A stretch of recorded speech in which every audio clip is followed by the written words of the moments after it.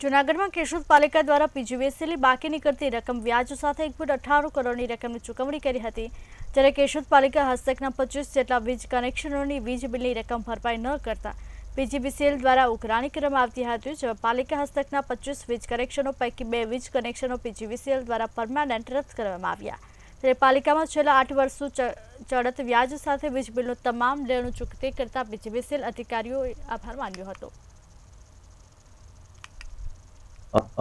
કેશોદ નગરપાલિકાના આશરે 25 જેટલા વીજ કનેક્શનોના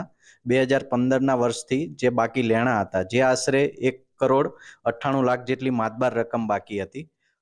અમારા પ્રમુખશ્રીના માર્ગદર્શન હેઠળ નાણાકીય આયોજન કરીને નગરપાલિકાએ આજરોજ પીજીવીસીએલ સાથે સંકલન સાધી અને કોઈ પણ જાતના વાદ વિવાદ વગર સુમેળભર્યા વાતાવરણમાં આજરોજ નગરપાલિકાએ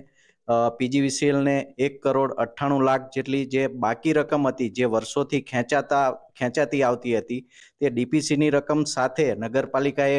તેનું જે સરકારી દેવું હતું પીજીવીસીએલનું, તે આજરોજ નગરપાલિકાએ ભરપાઈ કર્યું છે. આજરોજ નગરપાલિકા કેશોદ દ્વારા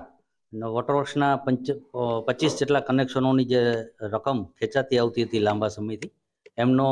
એક નગરપાલિકા અને પીજીવીસીએલની ટીમના સંકલનથી